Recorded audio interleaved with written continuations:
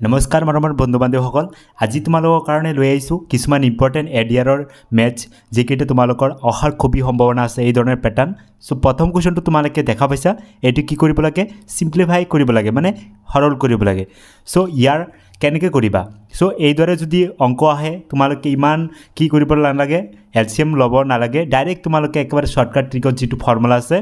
এটো সদায় চাবা প্ৰথমে যে ইয়াৰ পৰা চোৱা এইটো 9 আছে তাৰ পিছত 6 আছে 12 আছে এই দৰে আমাৰ এটা দিয়া আছে সো কি কৰিবা প্ৰথমে এই দৰে থাকিলে প্ৰথম 1/9 ভাবি লোৱা এইটো 9 ঠিক আছে সো 9 6 ক যদি আমি ভাঙি দিও ফেক্টৰাইজ কৰো কি হ'ব যে 2 * কি হ'ব 3 হৈ যাব ঠিক আছে আকৌ যদি তোমালোকে 12 ক যদি ফেক্টৰাইজ কৰা এনে দৰে 3 * কি হ'ব 4 হ'ব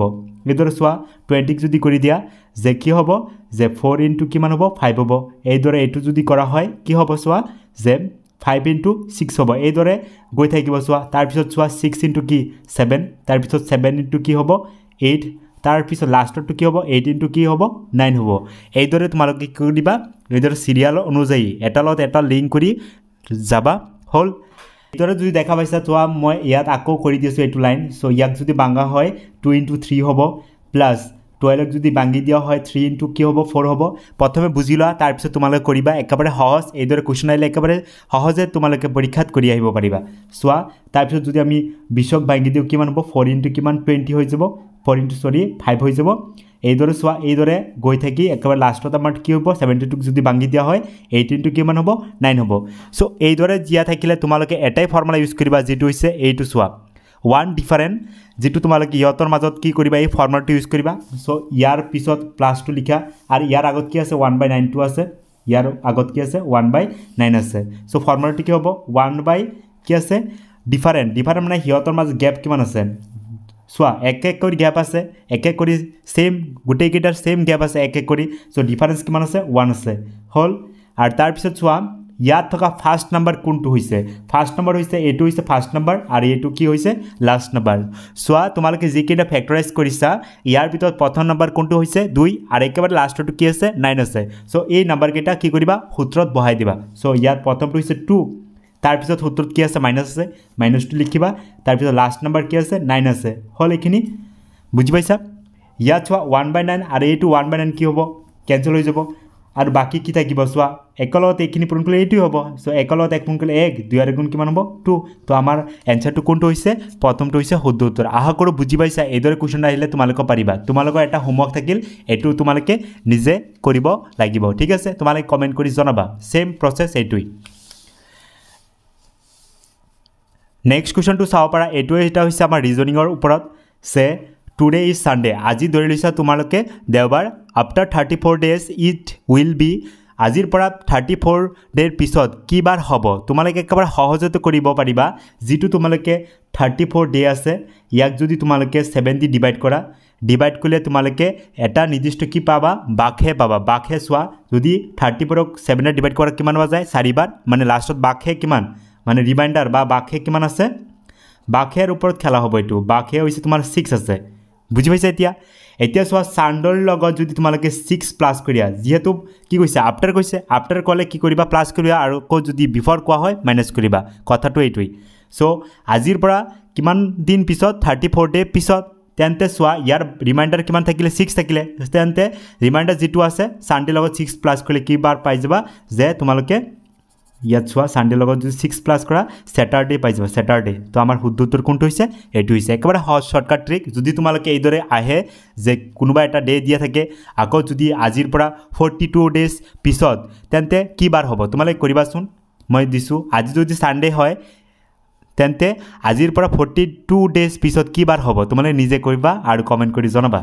এতিয়া আমাৰ নেক্সট ইম্পৰ্টেন্ট কোৱেশ্চন এই দৰে কোৱেশ্চন আইলে তোমালোকে কি দৰে কৰিবা আমি এই দৰে শিকিছো যে 1 + 2 + 3 + 4 + এই দৰে যদি নাম্বাৰ n লৈকে দিয়া থাকে তাৰ হৰবনা আছিল n + 1 ডিভাইড বাই কি হয় 2 হয় ঠিক আছে তেন্তে n টা লৈকে যদি সংখ্যা কেটা স্বাভাৱিক সংখ্যা থাকে তেন্তে তাৰ সমষ্টি কি হয় যোগফল এটো ফৰ্মুলা হয় যদি এই সংখ্যা কেটা স্বাভাৱিক সংখ্যা যদি স্কয়াৰ থাকে মানে বৰ্গত থাকে তাৰ ফৰ্মুলাটো হৈছে এটো কম পাইছা মানে হৈছে 1 স্কয়াৰ + 2 স্কয়াৰ + 3 স্কয়াৰ + 4 স্কয়াৰ + এনেকে গৈ n স্কয়াৰ লৈকে যদি থাকে এইটোই ফৰ্মুলা হল ক্লিয়াৰ এতিয়া চোৱা n মানে কি n মানে লাষ্টৰ নাম্বাৰ সো লাষ্টৰ নাম্বাৰ n মানে কি আছে n মানে হৈছে তোমাৰ 12 আছে ঠিক আছে তেন্তে আমাৰ ফৰ্মুলাটো কি আছিল এইটো n + 1 twice n + 1 ডিভাইড বাই কি হয় 6 তো এই ফৰ্মুলাৰ খালি ইউজ কৰিলে তোমালোকে ইয়াৰ আনসাৰটো পাই যাবা ঠিক আছে সো তোমালোকে চোৱা ইয়াত কি আছে ফৰ্মুলাটো আছে প্ৰথম n মানে হৈছে 12 12 লগত 1 প্লাস কৰিলে কিমান হ'ব 13 এটো লগত এটো কি আছে পূৰণ আছে তাৰ পিছত চোৱা n মানে 12 12 লগত যদি 2 পূৰণ কৰা কিমান হ'ব 24 24 লগত যদি 1 প্লাস কৰা কিমান হ'ব 25 আছে আৰু তলত কি আছে 6 আছে ঠিক আছে এতিয়া 6 12 কিমান যায় 2 বাৰ যায় হল ক্লিয়াৰ এতিয়া চোৱা ইয়াৰ লগত পূৰণ কৰা 2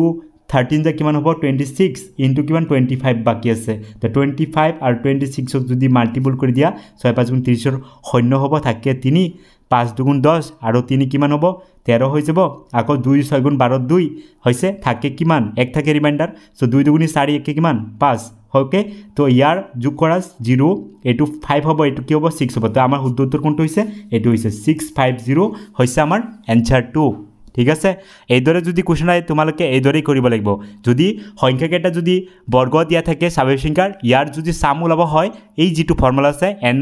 + 1 into n twice n plus 1 divided by 6 যদি ডিভাইড কৰি দিয়া তেন্তে আমাৰ এইটো ধৰণে आंसरটো পাই যাবা আৰু এইটো মোস্ট ইম্পৰ্টেন্ট কুৱেশ্যন হৈ যায় তোমালোকৰ কাৰণে ঠিক আছে এতিয়া নেক্সট ইম্পৰ্টেন্ট কুৱেশ্যনটো চোৱা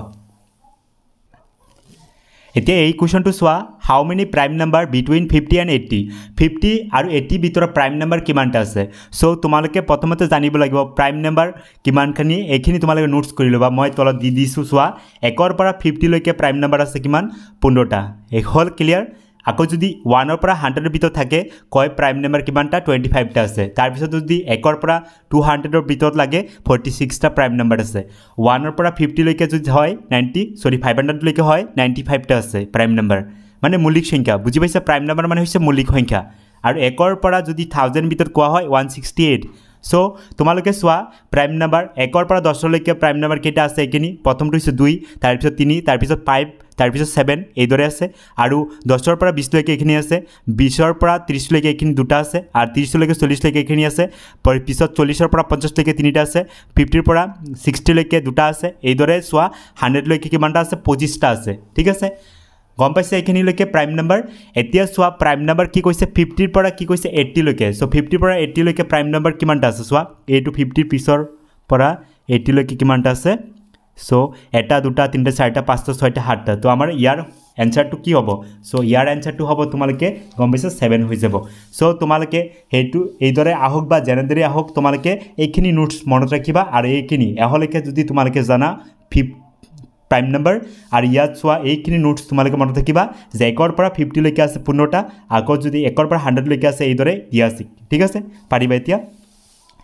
এতিয়া নেক্সট কোৱেশ্চনটো চোৱা which of the following is smallest তলৰ কোনটো নাম্বাৰ আটাইতকৈ কি হ'ব হৰু ইয়াত চোৱা তোমালোকে ইয়াত দেখা পাইছে যিকিটা আছে মিক্স কি আছে ফ্ৰেকশন আছে এতিয়া মিক্স ফ্ৰেকশন যদি দেখা পাইছে তোমালোকে কি কৰিব লাগে কৰিব নালাগে ইমপ্ৰুভ আৰ ফ্ৰেকশন কৰিব নালাগে তোমালোকে ডাইৰেক্টলি কৰিব পাৰিবা ইয়াত যদি আমি ভাঙি দিও চোৱা ইয়াত যদি আমি ভাঙি দিও কিমান হ'ব 9 প্লাস কিমান হ'ব 14 বাই কিমান হ'ব 33 সো ইয়াৰ মানে কি মান পাবা যে 9 ৰ পৰা অলপ সামথিং হৈ যাব ঠিক আছে মানে ধৰি লৈছে 9 ৰ ডাঙৰ 9 তকৈ ডাঙৰ নাম্বাৰ হ'ব ইয়াক যদি আমি হৰণ কৰো কিবা এটা নাম্বাৰ ওলাব দহমিক আৰু হেতু যদি 9 ৰ লগত যোগ কৰা 9 পইণ্ট সামথিং ওলাব ঠিক আছে ইয়াৰ পৰা চোৱা তোমালোকে ফ্যাক্টৰাইজ যদি তোমালোকে ভাঙি দিয়া 3 প্লাস কিব 8/15 ইয়াত যদি তোমালোকে ডিভাইড কৰা কিবা এটা কি পাবা পয়েন্টৰ নাম্বাৰ পাবা আৰু যাৰ পৰা তোমালোকে 3 তকৈ ডাঙৰ পাই যাবা ঠিক আছে সেম ইয়াতো চোৱা 2 প্লাস কি পাবা 7/3 13 ইয়াক যদি আমি ডিভাইড কৰি কিবা এটা পয়েন্টত পাম আৰু হেই সংখ্যাটো যদি 2 লগত প্লাস কৰো 2 ৰ পৰা কি হ'ব ইনক্ৰিজ কিবা এটা নাম্বাৰ পাবা 2 তকৈ ডাঙৰ ঠিক আছে ইয়াত চোৱা 6 plus কি বানব 11/13 সো ইয়াক যদি আমি কৰি দিও 6 ৰ পৰা ডাঙৰ কিবা এটা নাম্বাৰ পাই যাম ঠিক আছে সো ইয়াৰ পৰা তোমালোকে কোনটো আটাইতকৈ সৰু পাই গৈছা আটাইতকৈ সৰু কোনটো এইটো সি নাম্বাৰ তা 2 তকৈ ডাঙৰ কিন্তু 3 তকৈ সৰু আৰু এইটো 3 তকৈ ডাঙৰ ইয়াত 4 তকৈ সৰু ইয়াত 9 তকৈ ডাঙৰ ইয়াত 10 তকৈ সৰু ইয়াত 6 তকৈ ডাঙৰ কিন্তু 7 তকৈ সৰু সো ইয়াৰ পৰা তোমালোকে কি কৰিবা পাৰিবা এইদৰে কোৱেশ্চন যদি আহে তোমালোকে ডাইৰেক্ট এইদৰে কৰিলে आंसर খতম হৈ যাব ঠিক আছে ট্ৰিক্সত সো আমাৰ লাষ্ট এটা বাকি আছে ইয়াত মই এটা কৰা নাই এইটো চোৱা মিক্স ফ্ৰেকশনত আছে সো প্ৰথম কথা হৈছে এইটো কেনেকৈ কৰিবা এইটো কিউবত দিয়া আছে সো কিউব একেবাৰে সহজ প্ৰথমে কি কৰিবা এই যেটো বাহিৰত কিউব আছে এনেকৈ ৰাখি দিয়া ঠিক আছে এতিয়া চোৱা 4 লগত তলৰ সংখ্যা যদি তোমালোকে পূৰণ কৰা কিমান হ'ব 500 500 তোমালোকে কি কৰিব লাগে এই যিটো নাম্বাৰ আছে এইটো লগত কি কৰিব লাগে প্ৰথমে পূৰণ কৰিব লাগে পূৰণ কৰি পেলাই ওপৰ সংখ্যাটো কি কৰিব লাগে যোগ কৰিব লাগে আৰু তলৰ সংখ্যা যিটো আছে এইটো সেমি থাকে আৰু ওপৰটো কি কৰিবা মিক্সৰ পৰা যদি ইম্প্ৰপাৰ ফ্ৰেকশন লৈ যোৱা সাধাৰণতে তোমাৰ বগ্নহত লৈ যোৱা তেন্তে কি কৰিব লাগে তলৰ সংখ্যা আৰু ওপৰ সংখ্যা পূৰণ কৰিব লাগে আৰু ওপৰৰ যিটো আছে এইটো 12 টো 12 প্লাস কৰিব লাগে সো এই দুটা যদি পূৰণ কৰা 500 আৰু 500 লৈ যদি 12 প্লাস কৰা তেন্তে কিমান হ'ব 512 পাই যাবা ঠিক আছে ইয়াৰ পৰা তোমালোকে কি পাইছা এটো যেহেতু গণমূল আছে ইয়াতো আমি কি কৰিম 516 মানে কাৰ গণ 8 কিউব আৰু এটো 125 মানে হৈছে 5 কিউব ঠিক আছে 8 কিউব